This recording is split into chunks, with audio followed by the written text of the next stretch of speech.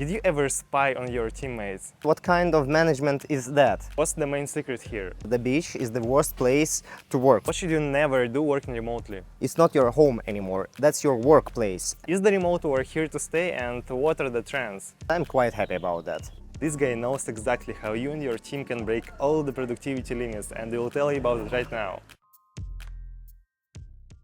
Give us some life hacks on how to stay focused working from home and have a bunch of different distractions around you. If you want to make a real home office, if you're not working from a cafe or somewhere, I would say that first of all, and I will be talking about that a lot, is discipline.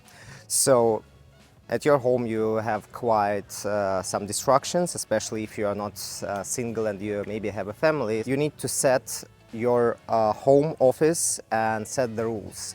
For example, since I'm working with a time difference, when I start my working day, my working desk has the same time zone as my headquarters. Set a rule not to distract you. When you start working, it's the same as the office, because when Daddy is at the office, no one wants to approach his workplace to distract him. So set some boundaries and just set a rule that when you start working, you are not distracted. When you start working, you just start working. Just consider that as normal office, as regular office hours, because during your stay at the office, you don't watch Netflix in the middle of the working day. So that's important, just to have that attitude that the time you start working, it's not your home anymore, that's your workplace, and behave accordingly. Top 3 secret expectations of employers and employees when switching to remote work that nobody's telling about. I would say the first one,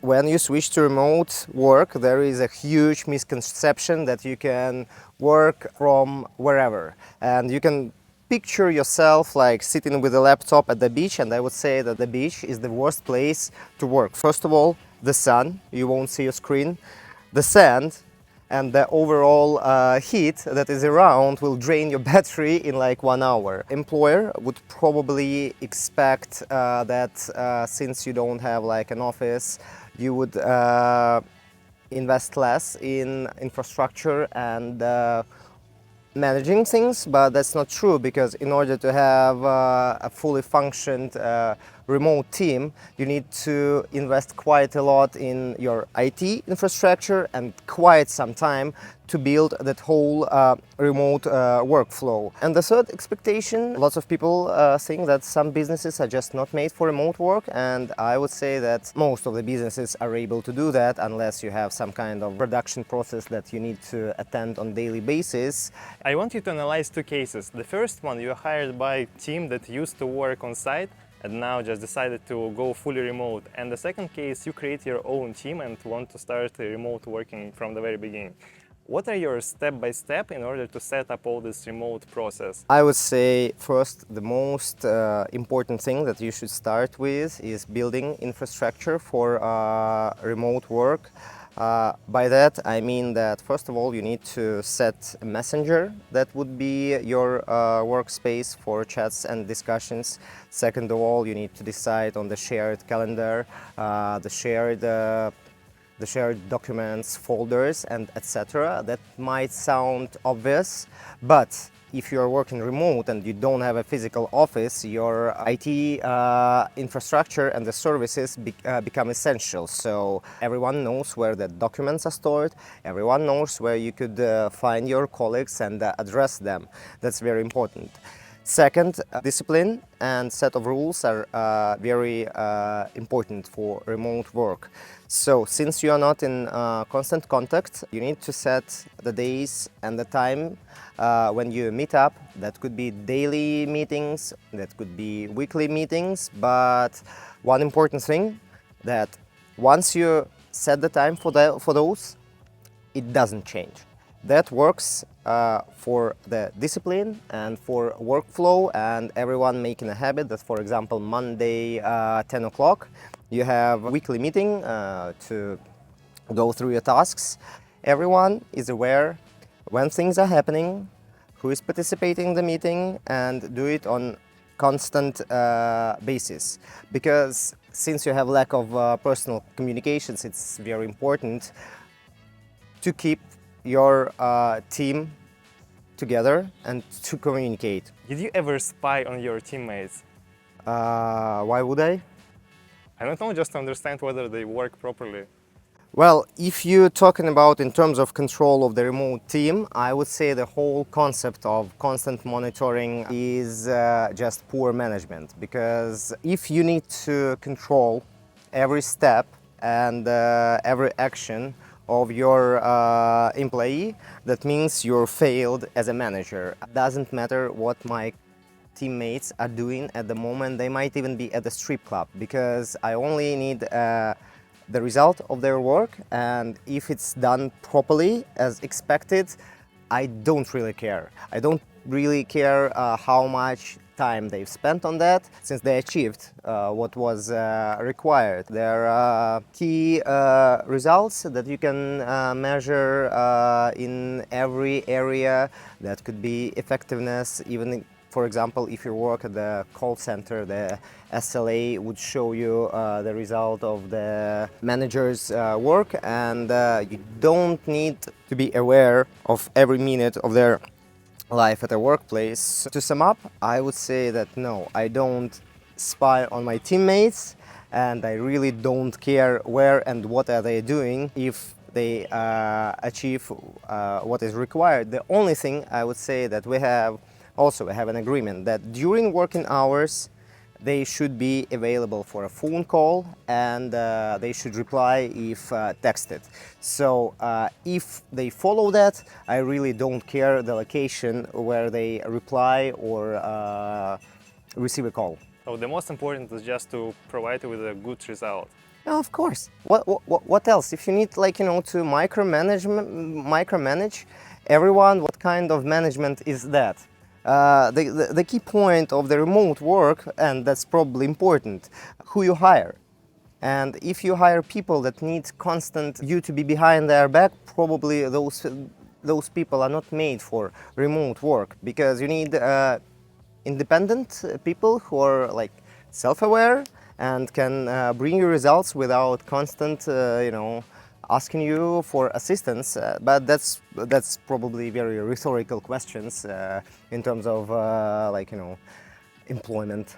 Have you ever caught a remote employee doing anything other than job, and what actually was that? Yeah, actually, there was a moment I've met my teammate at a restaurant during working hours, but no big deal, because apparently she was working just using her phone. So as I said, whatever, you're welcome to do whatever you want, since you perform as required. Home working area or coworking? I would say home working area, and also visiting co-working space time to time, just to feel some people around you. Getting up with the first alarm or resetting it? I always reset. I have like a dedicated 30 minutes of resetting alarms, so never wake up with the first one. Crypto payment or bank transfer? Depends on what you need. If you're purchasing some drugs online or prostitutes, I would use crypto. If you need some regular payments, use whatever applicable at the moment. But don't you think it's much more convenient to use crypto payments? It's Yeah, faster. Of course, if you do some shady stuff. Okay. Hustle hard or have a rest? Depends on your mood today. What should you never do working remotely? I would say never take Zoom calls from the toilet, or make sure that your camera is off and there is a sticker. Why people don't have any idea how to work remotely and stay productive? Well, maybe because they're not used to it. It's like every working process. You need to kind of adjust yourself to that new reality. I don't know, get some habits on doing that, remember some things. So I believe it's just new to many people, and they haven't experienced something like that before. So I'm quite positive about that. If you start working remotely, in some time you will adjust. How to stay healthy working remotely? What's the main secret here? Stay active, go to the gym, because since you have a very like sitting part of your day, just stay active, and basically any health advices that you can apply to your regular life: do some sports, quit smoking, go to the gym, and eat healthy food. Yeah, this is what I wanted to ask you. It's very, very important, I think, to eat healthy. As for me, of course, I don't do any of that, but you should. Got it. Looking at the person, is it possible to immediately say whether remote work suits him or not?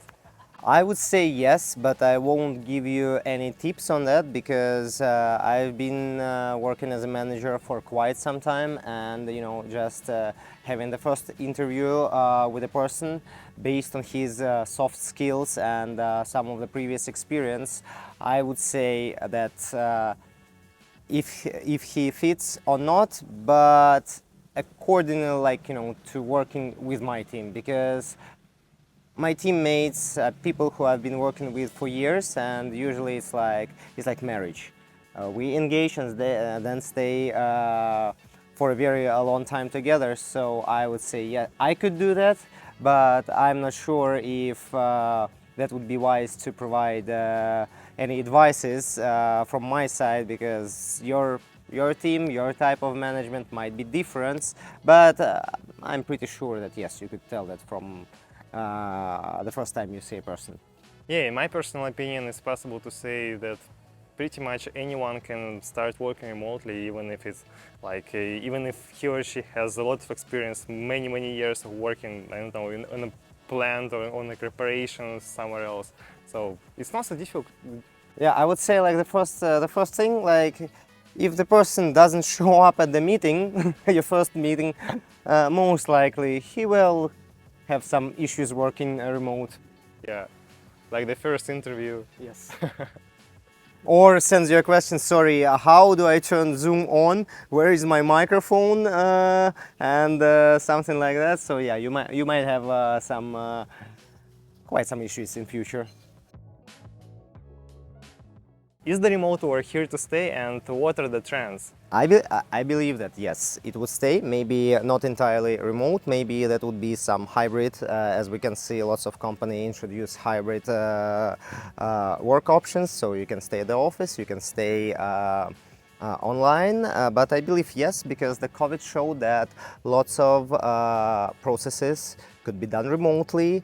Lots of people that work at the office basically have no use. All those people whose only job is like to pick up a pile of paper and bring it to the copy machine, and this allows the business to cut some expenses, renting offices and lots of other stuff, lots of infrastructure that is required if you have like a physical office.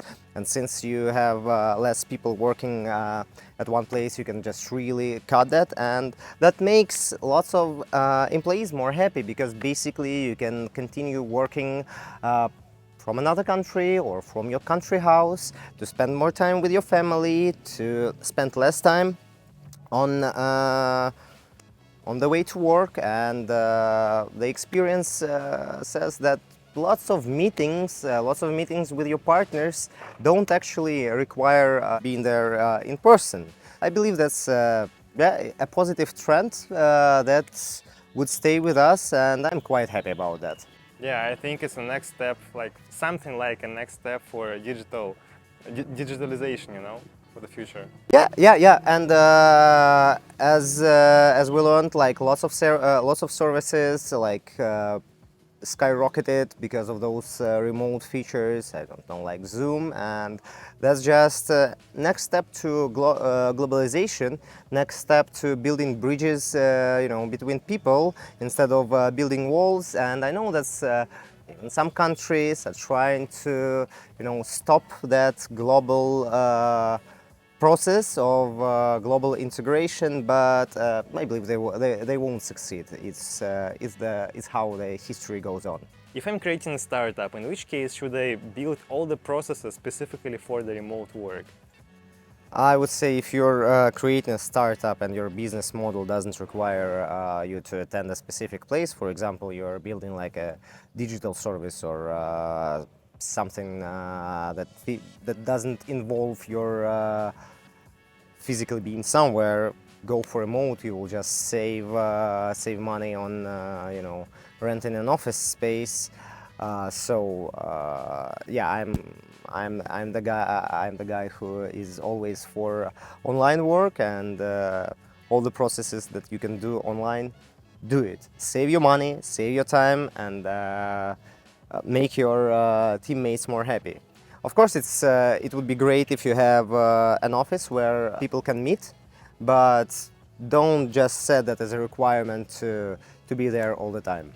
But what would you advise if, for instance, I have a startup in area where a lot of people, the majority of people work on site, like, I don't know, healthcare, construction, something like that?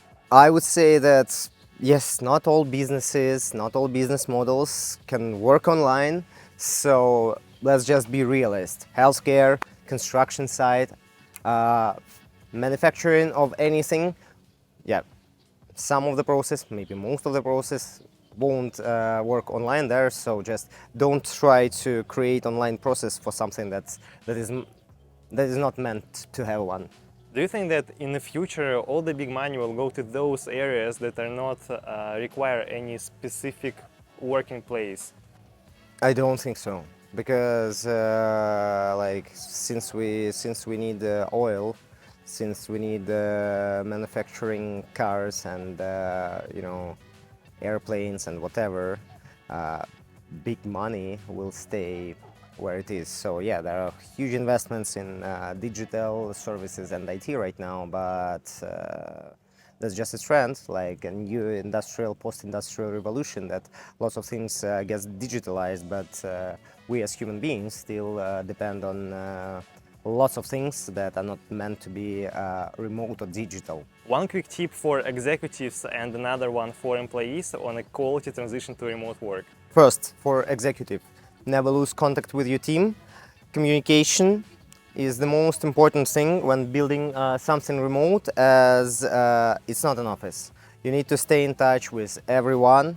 You need to build that culture of people communicating. It's even small things. Turn on video when you're calling your colleagues. It's quite important to see people you work with, to see their emotions, because most of the times when we are texting, we don't see the emotion or the mood behind the text. And another important thing for employees, if you have some conflict situation or disagreement, never solve that via texting.